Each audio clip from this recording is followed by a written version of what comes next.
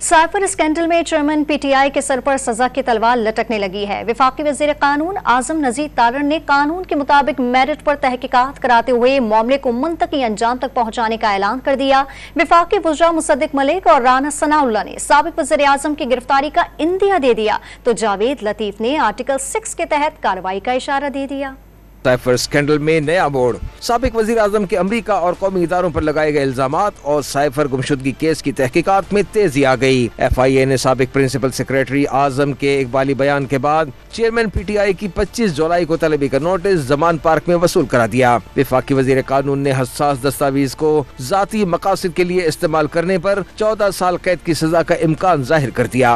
Classified document को public करना या उसको शेयर करने की वजह जो थी वो इस तरह के ज़ाती मकासद थे जो कि अभी हम सब के सामने आ रहे हैं, और उसकी वजह से कौमी सलामती जो है वो ख़तरे में जाती या वो मुल्की मुफाद के लिए प्रेजुडिशल है, तो उस सूरत में वो कैटेगरी है वो 14 साल वाली भी है। वफाकी वजीर मुसद्दिक मलिक ने साबिक वजीर आजम पर सीक्रेट एक्ट की खिलाफ वर्जी का संगीन इल्जाम लगा दिया। वजीर दाखिला राना सनाउल्लाह ने इस केस में चेयरमैन PTI की गिरफ्तारी का इम्कान जाहिर कर दिया। वफाकी वजीर जावेद लतीफ ने साइफर के साथ खिलवाड़ का इल्जाम लगाते हुए चेयरमैन PTI के खिलाफ संगीन गद्दारी केस का इशारा दे दिया।